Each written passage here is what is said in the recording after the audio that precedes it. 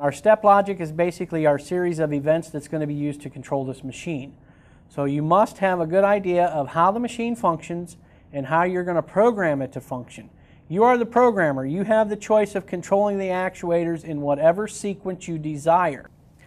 As a programmer, it is up to you to determine your sequence of events.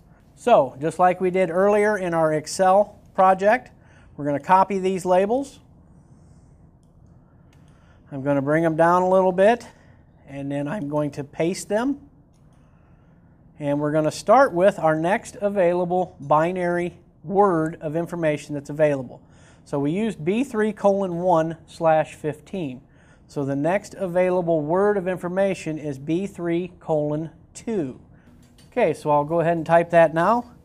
B3:2/0, and I hit the enter command.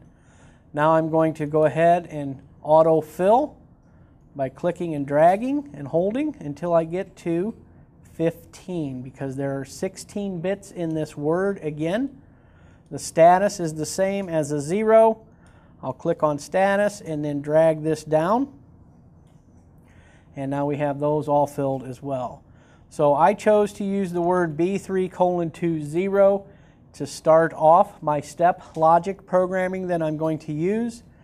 And I've already determined what I feel is the best sequence of events, so I'm just going to go ahead and start recording them.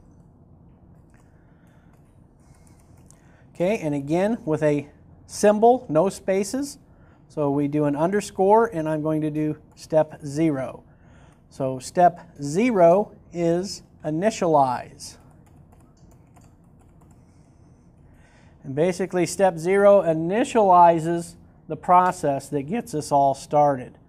So the next step then is going to be step 1.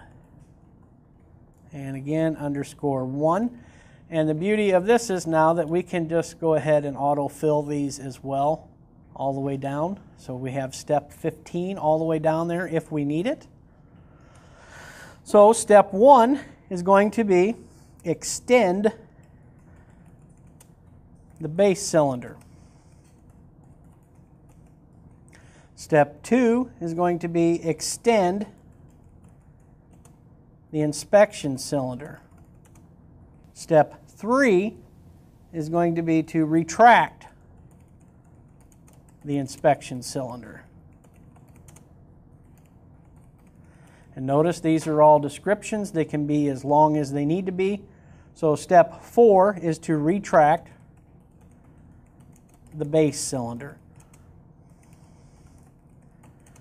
So our next step is step 5, and that is extend the pusher cylinder.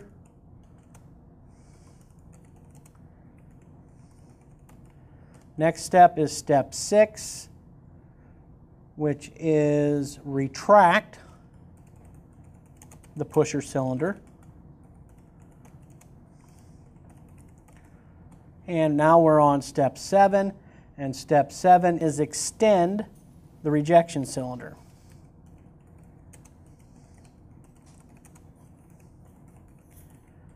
Step 8 is to retract the rejection cylinder. And finally, step 9 is all the steps that have completed previously, and we're going to call that reject cycle complete. Okay, now the key that's important to note here is that step 0 is initialize.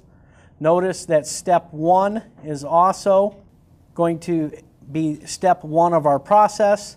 So step 2 is also step 2 of our process. Step 3 is retracting the inspection cylinder. So the bit number here on the address lines up with the step. So bit 0 lines up with step 0. Bit 1 lines up with step 1. Bit 2 lines up with step 2. Bit 3, step 3. Bit 4, step 4, and on throughout your program. So notice that we have many more available steps that we could program, but for this first portion of this ivyLOS, we are only going to be programming it so that it will reject the part.